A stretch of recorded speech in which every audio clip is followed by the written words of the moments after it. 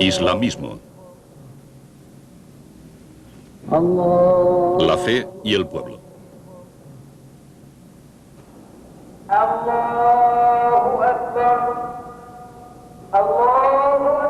El Islam es la religión del mundo que crece más deprisa y quizás la peor comprendida. Una quinta parte de la población de la Tierra, casi 1.000 millones de personas, creen en la visión de Dios, de Alá, tal como está consignada por el profeta Mahoma. El Islam es a menudo visto por Occidente como una religión llena de extremos y extremistas, principalmente como resultado de los frecuentes conflictos que han surgido en el Oriente Medio. Aunque existen muchas contradicciones y paradojas en la práctica del Islam, y aunque estos extremos pueden representar el lado oscuro de esta fe, están lejos de ser su único rostro y afectan solo a un porcentaje muy pequeño de musulmanes. En Irán, donde el Islam es la religión estatal, los seguidores de otros credos son perseguidos. En la India ha habido frecuentes conflictos entre hindúes, con su creencia en muchos dioses, y los musulmanes, monoteístas. A pesar de esto, el Islam es generalmente tolerante con otras religiones.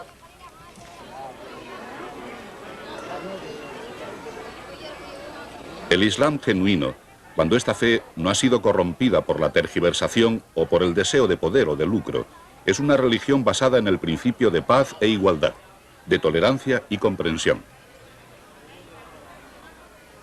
Es una religión que proporciona guía espiritual y práctica a algunas de las personas más ricas y más pobres de la tierra.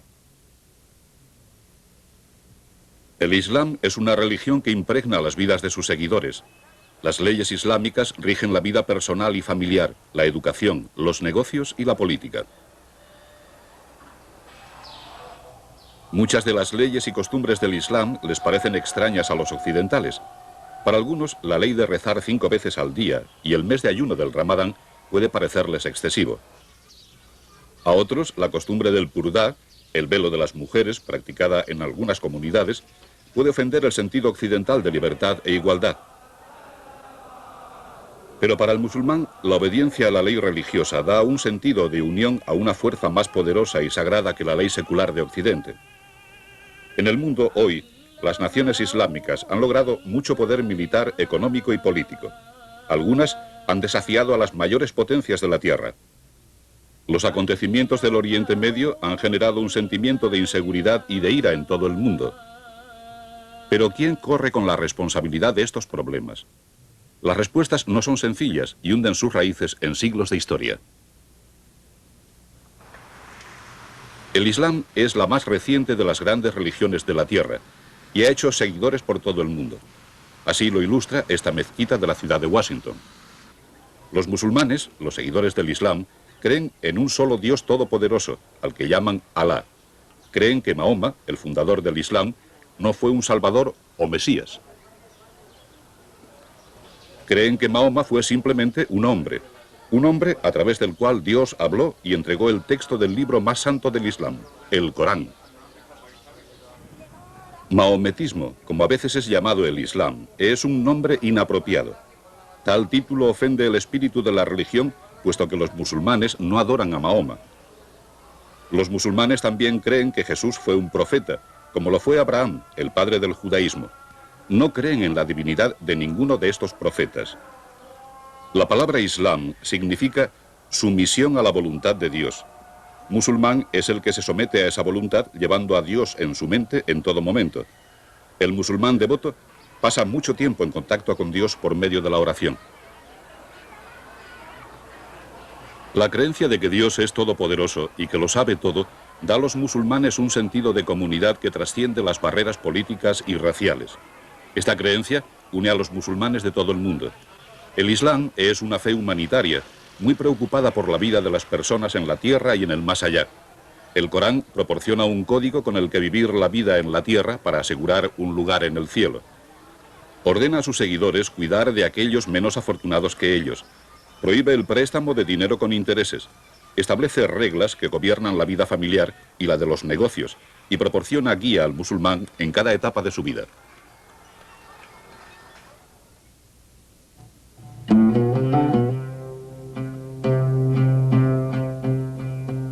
Mahoma nació en el 570 después de Cristo en la Meca, una ciudad de Arabia Saudí que hoy es el centro del Islam. En esa época la Meca era un próspero centro comercial y religioso de las tribus de lengua árabe. Al hacerse adulto, Mahoma generó una aversión al culto de las gentes de las tribus a los ídolos. Al mismo tiempo, creció su respeto al culto judío y cristiano a un solo Dios. Según la tradición islámica, una noche el joven Mahoma estaba meditando en el monte Hira, cerca de la Meca. Tuvo una visión del arcángel Gabriel que le ordenó: Mahoma, di en voz alta, tú eres el mensajero de Dios. Como resultado de estas instrucciones, que creyó tenían su origen directamente en Dios, Mahoma, que no sabía escribir, reveló los comienzos del Corán y puso en marcha una religión que cambiaría el curso de la historia. A veces, Mahoma se plantaría en las calles recitando línea por línea el mensaje que Dios le había dirigido. A los habitantes de la Meca no les gustaba que censurara sus tradiciones y amenazaron con matarle. Él entonces huyó a una ciudad más agradable al norte, llamada actualmente Medina, la ciudad del profeta. El concepto de yihad, guerra santa, se desarrolló en esta época. Originalmente Mahoma la entendió como una lucha espiritual interior por comprender la fe. Sus seguidores tomaron la idea más al pie de la letra e insistieron en que debía incluir la lucha para propagar el Islam entre los no creyentes. Finalmente, la yihad, la auténtica guerra santa, se permitió solo en defensa de la fe y no como guerra de agresión. Aunque hoy el concepto original es a veces distorsionado para que encaje con los objetivos de determinados jefes. Durante los 10 años que pasó en Medina, Mahoma puso los fundamentos del Islam, una religión que actualmente es seguida por 1 de cada 5 personas del mundo. En el 630 después de Cristo volvió con 10.000 de sus seguidores a la Meca, que fue tomada con muy poca resistencia. Mahoma murió poco después, en el 632. A su muerte, las palabras del Corán fueron puestas por escrito por sus discípulos en árabe.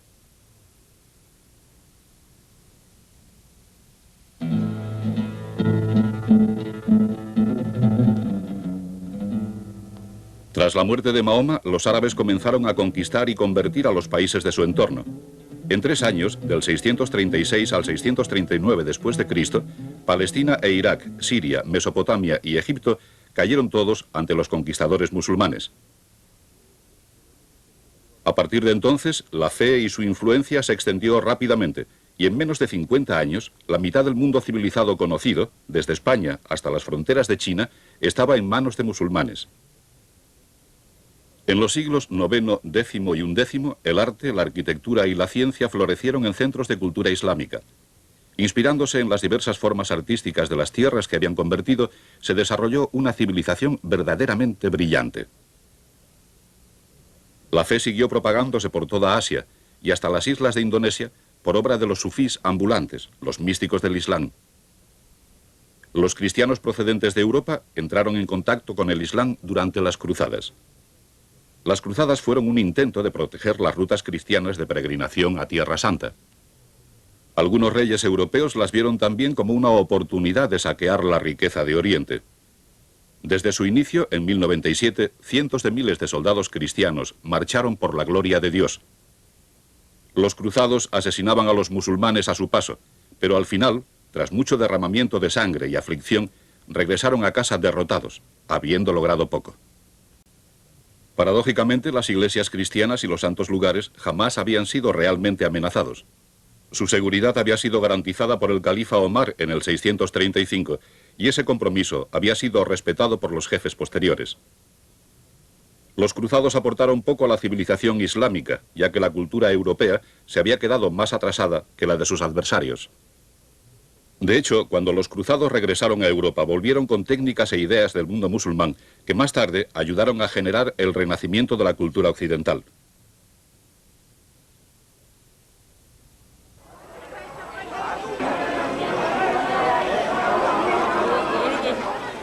Existen 2 ramas principales en el Islam.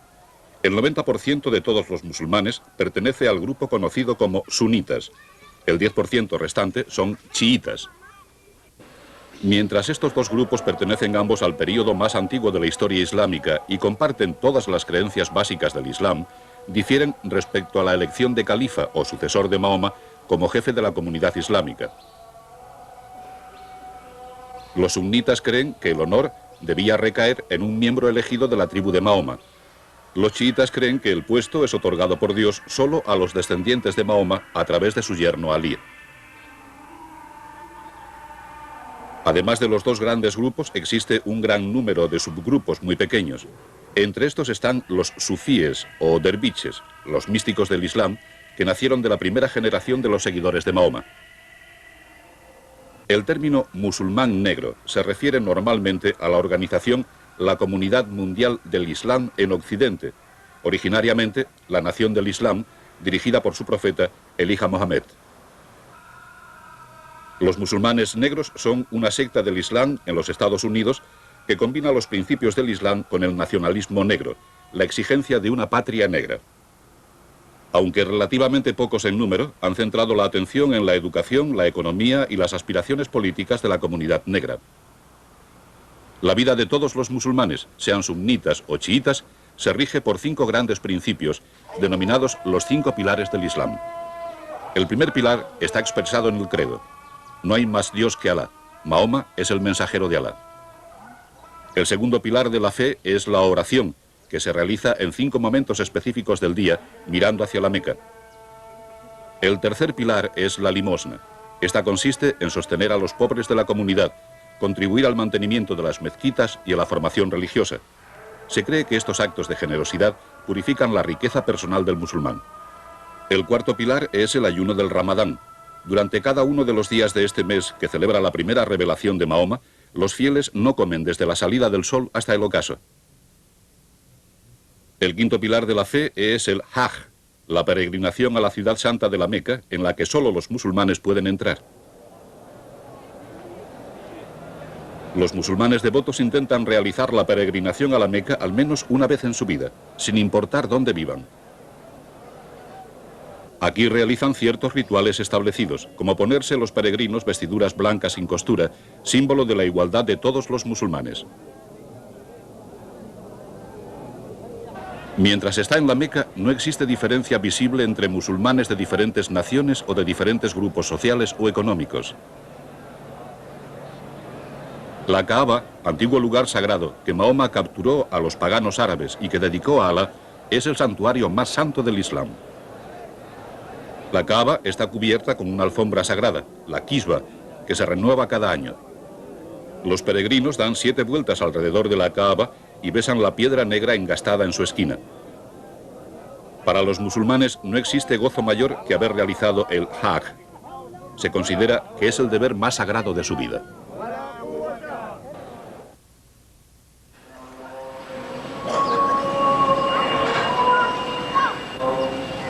La palabra mezquita significa lugar de postración, un lugar para humillarse ante Dios. La mezquita no tiene otro punto focal religioso distinto del mihrab o nicho, que indicaba la dirección de la Meca y, por tanto, la dirección hacia la que los fieles deben mirar mientras oran. Tampoco tiene mobiliario, excepto esterillas o alfombrillas para la oración. No existe clero formal en el Islam. Nadie se interpone entre el fiel y Dios. Hipotéticamente, cualquier musulmán podría dirigir las oraciones.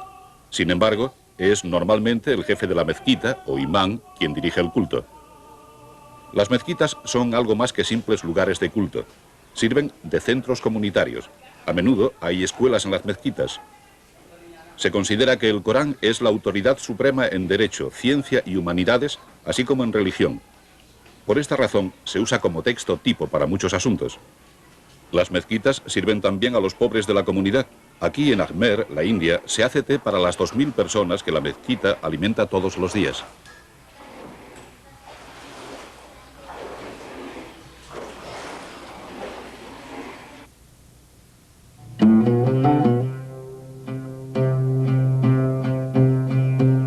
Mucho se puede aprender de las tradiciones del Islam examinando algo de su rica herencia artística.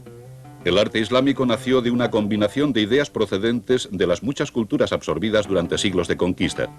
Sin embargo, la influencia de la religión, que es el más importante de todos los elementos del arte islámico, siempre predomina sobre todo lo demás. Una de las expresiones del arte islámico es la propia lengua árabe. Hasta la época del profeta, el árabe apenas se escribía, pero después se escribió el Corán, la palabra de Dios, en esta lengua. Para leer el Corán, los fieles tienen que saber árabe, de modo que la lengua se extendió con la religión.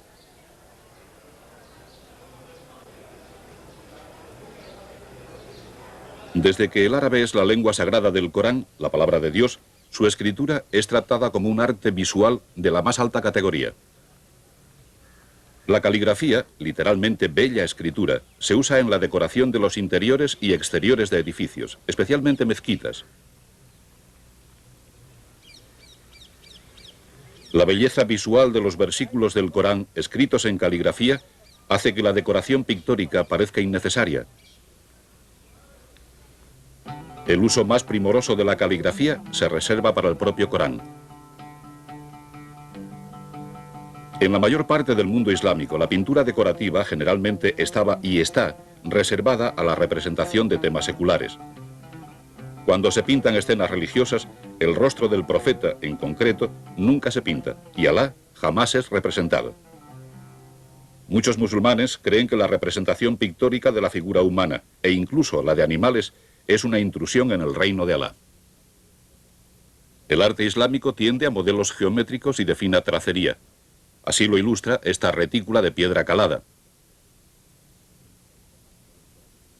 Y la decoración de esta página del Corán. Esto contrasta claramente con el budismo y el cristianismo, que desarrollaron vigorosas tradiciones de representación en el arte religioso. Aunque existe una riqueza de bella pintura, obra de maestros islámicos, los artistas musulmanes crearon también obras refinadas en otros órdenes. Cerámica, vidrio, metalistería y tejidos fueron todas formas artísticas islámicas altamente desarrolladas. Quizás la forma más vigorosa de expresión islámica se encuentra en su arquitectura. Desde las grandes mezquitas a los palacios y tumbas de los jefes mongoles de la India, la arquitectura islámica figura entre las más bellas del mundo. La más conocida de estas obras, el Taj Mahal, es quizá el edificio más famoso del mundo. Erigido como tumba para la esposa del Shah Jahan en 1629, es una obra maestra de albañilería, joyería y caligrafía.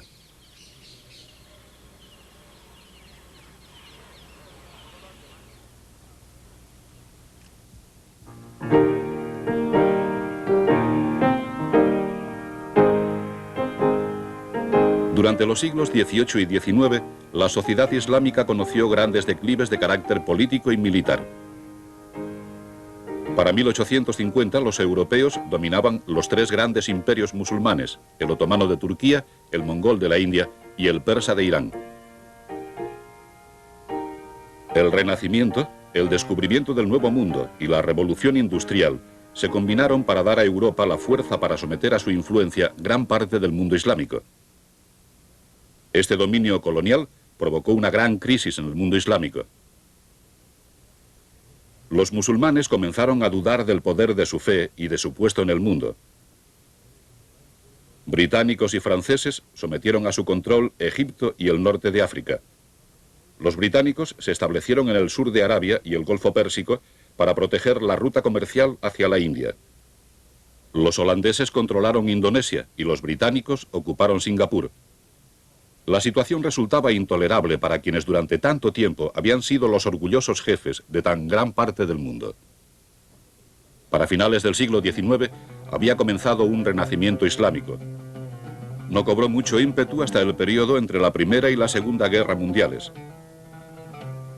Después de la Segunda Guerra Mundial, un país tras otro logró la independencia. Y hoy el sistema colonial ha desaparecido del mundo islámico. Desafortunadamente, algunos de los resentimientos de la era colonial todavía persisten.